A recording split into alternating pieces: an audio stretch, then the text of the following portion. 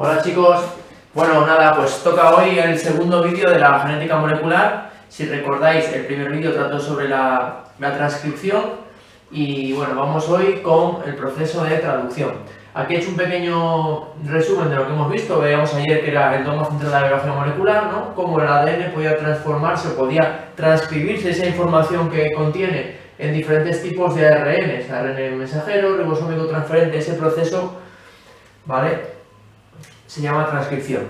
Bien, eso lo hemos visto el último día, como os decía. Hoy nos toca ver el proceso de traducción, en el cual a partir de ese mensaje codificado en forma de ARN mensajero es leído por los ribosomas para fabricar una proteína que necesite la célula.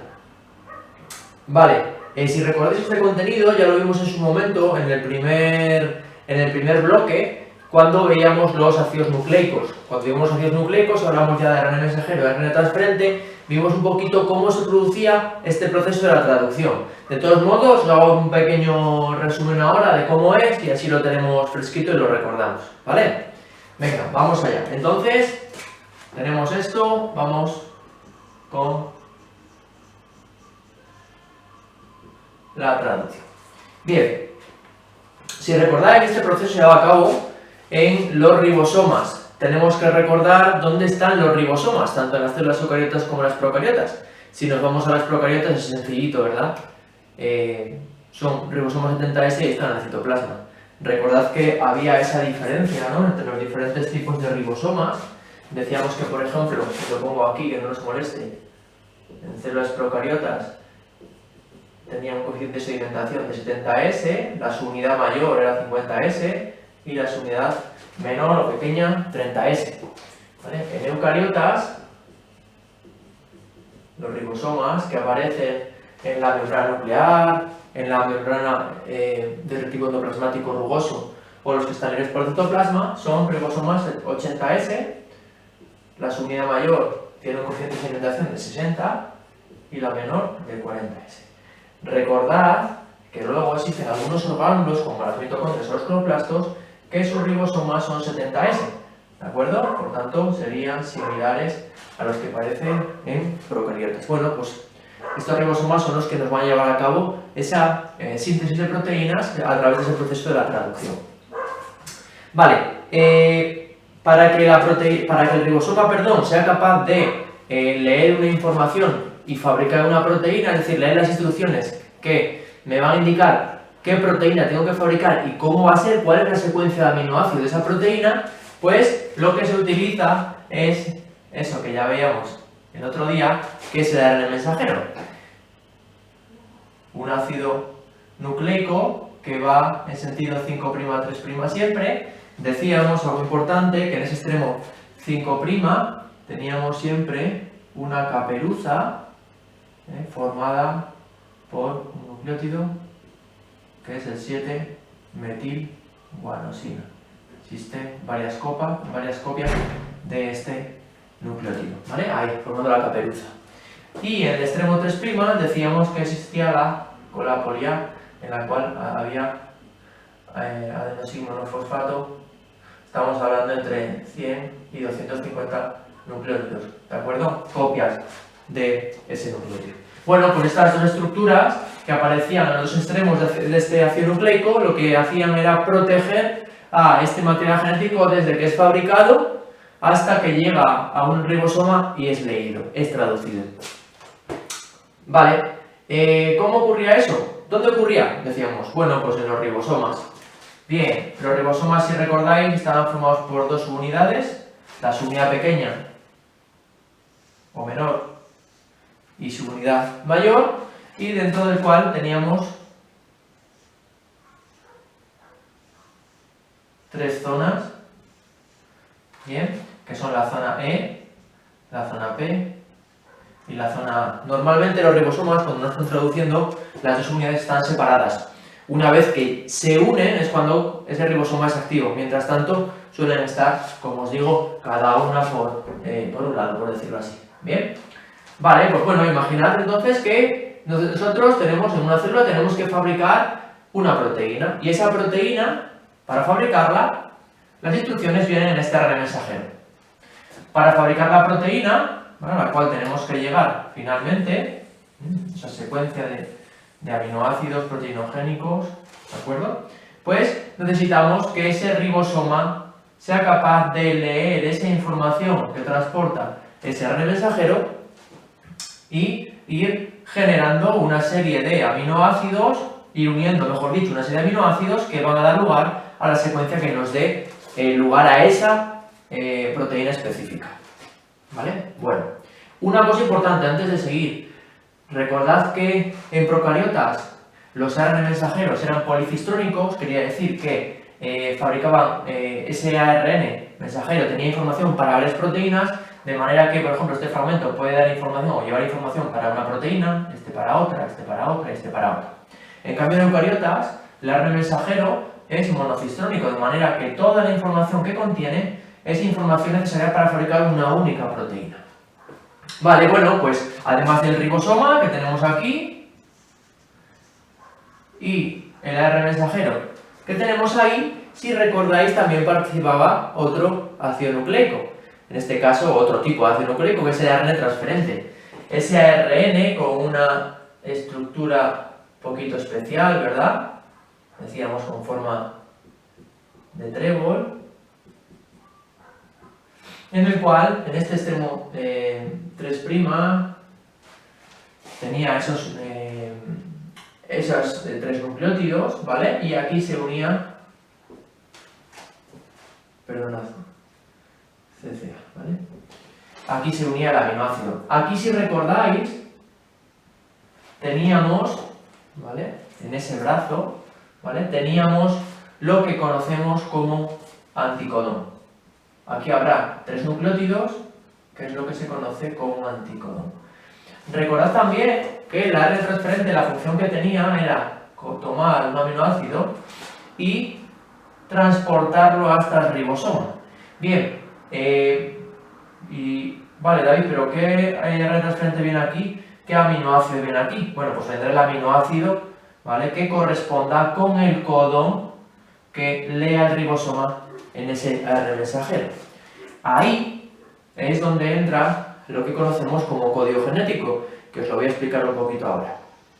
Una parte importante de la genética molecular, como os decía, es el código genético. Lo hemos visto en cuarto, lo hemos visto en primero, y bueno, hacemos un pequeño repaso esta vez. Tenéis que saber que el código genético es, como dice aquí, la relación que existe entre la secuencia de nucleótidos, es decir, de tripletes o de codones, y la secuencia de aminoácidos que forman una proteína.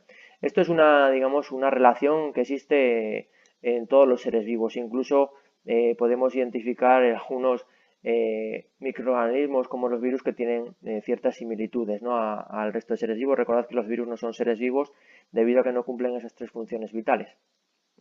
El código genético sabéis que se caracteriza por varios aspectos que se cumplen, ¿vale? Y es que es universal, como os decía, aparece en todos los seres vivos, incluso en algunos que no lo son, como los virus. Hay excepciones, es verdad, algunos microorganismos pues carecen de esta relación, ¿vale? Parcialmente. Está organizado en tripletes, dice. Como ya sabéis, los ribosomas leen cada 3 nucleótidos, cada triplete y cada codón. Ese codón es una secuencia de 3 nucleótidos y son los que nos van a identificar, nos van a determinar cuál es el aminoácido que mete en cada caso el ribosoma. Además, está organizado en tripletes, sabéis que es degenerado, es decir, la combinación de esas 3 letras, de ese triplete, pues bueno, la combinación puede ser pues muy diferente, de manera que esas combinaciones nos puede dar lugar a 61 codones que tenemos representados aquí. Fijaos aquí las diferentes combinaciones, ¿vale? Si sumamos son 61 y como ya sabéis y os decía, pues existen 20 aminoácidos proteinogénicos. Por tanto, no hay un codón solo que determine o que codifique un aminoácido, sino que hay más de un codón que determina un aminoácido. ¿De acuerdo? Entonces, bueno, pues esto, como veis aquí, dices, esta degeneración es una ventaja. ¿Por qué es una ventaja? Porque yo os comentaré después que en ocasiones puede existir una mutación en una secuencia de ARN mensajero. Que sea degenerado puede determinar que esa mutación no afecte al aminoácido que se codifica. Porque imaginad, por ejemplo, aquí, Imaginad que hay una mutación que determina en un RNA mensajero que en vez de haber esa secuencia en ese triplete UCU, aparece la secuencia UCC. Es decir, ese uracilo ha generado, o ha sido sustituido, mejor dicho, por una citosina. ¿Vale? Es lo que se llama una mutación génica. Pero esta mutación es una mutación silenciosa. ¿Por qué? Porque no tiene ninguna consecuencia, ya que tanto UCU como UCC codifican para el aminoácido serina. Por tanto, que sea degenerado, en muchos casos, digamos, da origen o da lugar a una ventaja. Y por último, carece de solapamiento. También os explicaré luego que el ribosoma va leyendo de 3 en 3 esos nucleótidos que aparecen en el RNA mensajero.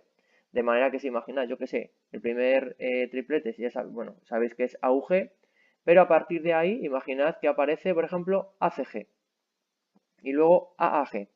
Bien, mirad, una vez que lee AUG, el siguiente codón es ACG, no lee GAC. Es decir, nunca un nucleótido va a ser leído dos veces en esa secuencia. Primero va este codón, este triplete, después irá este, después irá este, después irá este, lo que vaya, ¿vale? La secuencia que sea. Pero nunca, como os digo, un nucleótido es leído dos veces. Y siempre, la última característica del código genético es que es unidireccional. Siempre el ribosoma lee ese ARN mensajero de 5' a 3'. Nunca en el sentido opuesto. Y aquí tenéis un poco, bueno, pues codón de inicio, metionina en eucariotas, metionina en procariotas, y los tres codones de stop que os explicaré ahora, ¿vale? Bien, visto lo que es el código genético, pues es importante que vayamos a cómo comienza ese proceso de la traducción. Lo primero es, digamos, la activación de los aminoácidos. Recordad que se conocen aproximadamente 200 aminoácidos, pero solo 20 son proteinogénicos, es decir, solo 20 van a formar proteínas. Bien, esos aminoácidos, para viajar hasta el ribosoma y que sean utilizados para fabricar una proteína concreta, tienen que viajar, digamos, subidos, ¿no? Transportados por un ARN transferente, ¿de acuerdo?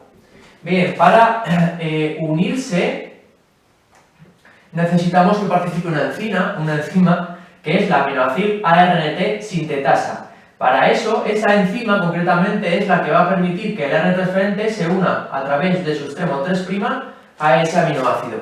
Una vez que tenemos esa unión del ARN transferente y el aminoácido, es lo que se conoce, este complejo, como aminoácido ARNT. ¿Sí? Bueno. Vale, pues si queréis, una vez que tenemos ya activados los aminoácidos, pues hay que empezar a traducir. Lo primero es la iniciación. Bien, borro un poquito esto. Aquí. Y vamos allá. Imaginad el ribosoma, las dos subunidades separadinas, ¿de acuerdo? Aquí tendríamos la subunidad menor y esta subunidad menor en un momento dado se une a ese ARN mensajero. Recordad que esto, ¿vale? Continuaría por ahí. Bien, una vez que se une, lo que va a hacer es comenzar a leer esa secuencia de nucleótidos, ¿vale? Recordad que esa secuencia pues era, por ejemplo, adenina, uracilo, guanina, citosina, citosina, adenina, adenina, uracilo, guanina, citosina, etcétera, etcétera. Bien, vale. ¿Qué ocurre? Pues nada, que lo que es la caperuza no es leída, no es reconocida por el ribosoma, no nos interesa. Ya sabéis que ahí en ese sentido no tiene gran importancia en el proceso de la traducción, sino que la importancia que tenía era, digamos, en el viaje desde la fabricación hasta que llega al ribosoma. ¿Qué hace el ribosoma, la subunidad menor? En este caso, pues lo que va a hacer es leer el primer codón. Recordad, como os decía yo ahora, explicándoos el código genético, que el ARN mensajero está formado por nucleótidos. Cada 3 nucleótidos lo denominamos triplete o codón. Es cada 3 tripletes, o mejor dicho, cada triplete, cada 3 nucleótidos, son los que va a ir leyendo el ribosoma. Es decir, el ribosoma va a leer los 3 primeros, el primer codón, segundo, tercero, cuarto. Recordad que esa relación de tripletes tiene que ver con cada aminoácido, ¿de acuerdo? Hay una serie de tripletes que van a codificar información para un aminoácido. Vale, pues lo primero, como os decía, que hace este ribosoma es lee este primer triplete y hay siempre en los RNA mensajeros un codón que es el de inicio, que tiene la secuencia siempre AUG, ¿de acuerdo? Por tanto, una vez que el estudio menor reconoce esa secuencia del codón AUG, lo que va a hacer es, digamos, atraer a su unidad mayor, se fusiona y a partir de aquí este ribosoma ya estaría activo. Una vez que en este lugar A, en este sitio A, es leído este codón AUG, es atraído una ARN transferente con el aminoácido correspondiente y este ARN transferente que lleva el anticodón y es la secuencia justo complementaria a esta. Si el codón tiene la secuencia AUG, el anticodón tiene la secuencia UAC. ¿Vale? Una vez que es atraído, este ARN transferente con este anticodón siempre trae el aminoácido metionina. Esta secuencia AUG, este codón, está asociado, ¿vale? Codifica para la metionina en eucariotas. En procariotas es un aminoácido similar, pero es la formilmetionina. ¿De acuerdo? Bien, ¿qué ocurre? Pues que este aminoácido vendría para acá y se colocaría aquí. ¿De acuerdo? Y tendría aquí la metionina. Espero que lo veáis bien. Aquí tendría el UAC. ¿De acuerdo? Vale. Pues nada, tenemos la metionina y lo que va a ocurrir ahora es que una vez que en el sitio A se ha leído el primer codón, el ARN mensajero se va a ir desplazando para acá, en este sentido. De manera que ahora este codón va a venir para acá, ¿de acuerdo? Es decir, esto vendría para acá, continúa para acá. Ahora tendríamos aquí este codón, el inicial, ¿vale? Con esto más o menos así, el 3', y aquí tendríamos la metionina, es decir, se desplaza el ARN mensajero hacia el sitio P, ¿de acuerdo? Bien, ¿qué es lo que entra entonces aquí ahora en el codón, o en el sitio, mejor dicho, en el sitio A? Lo vuelvo a hacer así. Pues en el sitio A entra el codón siguiente, el segundo codón, que era CCA. CCA. ¿De acuerdo? Vale, cuando este ribosoma lee esa secuencia de ese codón CCA, atrae a otro ARN transferente que llevará asociado otro aminoácido, que será el que corresponda con esta secuencia. Y el anticodón será, si esto es C, pues G, G, U. Y lleva aquí, como os digo, un aminoácido. Entra aquí y a continuación esto vuelve para acá, ¿vale? Continúa. Y este codón ahora se desplaza al sitio P, el AUG al E. Entra el siguiente, que es también CCA. Vendría otro ARN transferente con otro aminoácido, ¿vale? De manera que lo que va haciendo es que ese ARN mensajero digamos, el ribosoma leyendo el ARN mensajero se va desplazando para acá y va leyendo triplete por triplete. Como veíamos antes, una característica del código genético es que no hay solapamiento, por tanto nunca va a leer dos nucleótidos dos veces, sino que lo lee siempre una, es decir, va triplete, triplete, triplete. No hay nunca un nucleótido que lo lee dos veces, ¿vale? Bueno, entonces, ¿qué ocurre? Vale, que cuando este ARN transferente viene aquí, se desplaza y al final, en el sitio P, lo que va ocurriendo es que el ARN transferente que va entrando aquí se va desplazando para acá y es aquí donde se va generando esa cadena peptídica. Por cierto, una vez que este AUG viene para acá, este primer codón, el ARN transferente llega aquí, esto, ¿vale? Este sitio es el sitio de salida, es decir, una vez que es leído esto, aquí ya este ARN transferente sale y está otra vez disponible, ¿vale? Ya sea en el citoplasma celular o en el interior del orgánulo, por ejemplo, mitocondrias o cloroplastos, para volver a ser utilizado para otra síntesis proteica. Por tanto, como os decía, es en el sitio P donde a medida que va moviéndose el ARN mensajero, los aminoácidos se van uniendo unos a otros, formando esa cadena peptídica o proteica. Vale, ¿y cuándo termina? Bueno, pues cuando llega aquí, al último codón. Es decir, el ribosoma al último codón. ¿Cuál es el último codón? va a ser, hay, digamos, 3 codones que determinan el fin de la traducción, que es UAA, UGA y UAG. Cuando el ribosoma lee cualquiera de estos 3 codones, ¡pum!, el proceso se para. ¿Cómo se para? Las dos subunidades se separan y la proteína, lógicamente, que tenemos aquí formada, se separa y se forma, digamos, estructura secundaria, terciaria y demás, las que correspondan a esa proteína, y ya está activa para poder llevar a cabo su función. Por tanto, estos codones son los que determinan que haya el fin de esa traducción, de manera que le indica al ribosoma que la proteína ya está fabricada. Pregunta, ¿qué ocurriría si por una mutación, imaginad que yo tengo UCA aquí, ¿vale? Tengo ese codón, hay una mutación que determina que esa C, esa citosina, se sustituye por una guanina? Pues cuando el ribosoma lee este codón, como es un codón de fin, lo que haría es que deja de producir la proteína. ¿Qué le ocurriría a la proteína si esta región de aquí no se traduce? Es decir, a la proteína le faltaría un trocito, ¿vale? Le faltaría una secuencia de aminoácidos. ¿Qué le ocurriría?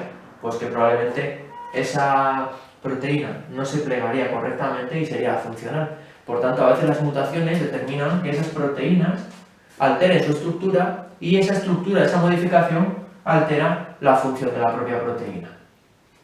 ¿De acuerdo? Esto es importante. El proceso, para que lo veáis un poquito mejor, porque al final si no el dibujar aquí pues es más complicado para que lo entendáis. Hay un par de vídeos en los apuntes que os va a venir muy bien, para que entendáis un poquitín esto, ¿vale? Cómo ocurre el proceso en sí. Una cosa que se me olvidaba es que la unión de los diferentes aminoácidos, recordad que estos aminoácidos se van a unir a través de enlaces peptídicos, recordad ese enlace en el cual yo tenía esto así, ¿vale? El hidrógeno, el radical, el nitrógeno y tal. Bueno, pues recordad, esto sería el aminoácido 1, esto sería esto sería el aminoácido 2, ¿de acuerdo? Y este enlace, que os lo pongo aquí, que lo recordaréis, es el enlace peptídico, que es el que va a unir los dos aminoácidos. Bueno, pues ese enlace peptídico que une esos aminoácidos entre sí es formado por una enzima que se llama peptidil transferasa. Bien, es una enzima que va a generar esos enlaces peptídicos y va a permitir que los diferentes aminoácidos se unan entre sí. Recordad, cada proteína, secuencia diferente, una estructura primaria diferente, es lo que hace especiales. Cada proteína es muy específica, lleva a cabo una función concreta. Esto en cuanto a la traducción. Importante, en los apuntes tenéis una imagen que en ocasiones cae en la EBAU, que es una imagen en la que se representan los polirribosomas o polisomas. ¿Qué es eso? Mirad, en ocasiones tenemos un ARN mensajero y ese ARN mensajero a veces puede ser leído por diferentes ribosomas a la vez, es decir, que parte de esa secuencia sea leída por diferentes ribosomas. Y, digamos, este ribosoma lee de aquí a aquí, este de aquí a aquí, este de aquí a aquí, y así. ¿Qué ocurre? Que este ribosoma, una vez que lee toda esta secuencia, va a fabricar una proteína, este otra, este otra. En ocasiones se puede observar esto a microscopía electrónica. Bien, ¿qué ocurre? Vale, que esto puede verse en procariotas, por ejemplo, cuando un ARN mensajero tiene secuencias para diferentes proteínas, recordad que era policitrónico, pero a veces también se puede un ARN mensajero varias veces, de manera que lo que hacemos es generar la copia, ¿vale?, de esa proteína muchas veces. Bien, a este proceso en el cual vemos este ARN mensajero leído por diferentes ribosomas y observamos las proteínas así, ¿vale?, es lo que se conoce como polisoma o polirribosoma. Esta imagen, vale, esta imagen la observamos cuando veíamos la imagen en microscopía electrónica en el tema de la célula, os la mostré y os decía que era importante que supiéramos identificarlo porque en ocasiones podemos confundirlo con los nucleosomas del ADN. Recordad esa estructura terciaria ¿vale? En la cual el ADN se va compactando y se va asociando a proteínas. Recordad, bueno, pues ese collar de perlas, ¿vale? Donde teníamos esas proteínas histonas, esos octámeros, y la fibra de ADN iba rodeando a esos octámeros, de manera que teníamos una estructura algo como esto. Es importante que os recordéis eso, que no es lo mismo. Esto sería el collar de perlas, esto sería el polirribosoma. Yo os decía que era importante para diferenciarlo, que os fijaseis cómo en cada una de estas estructuras pues salía, ¿no?, esta prolongación ahí que sería la proteína que se va formando, cosa que aquí no aparece.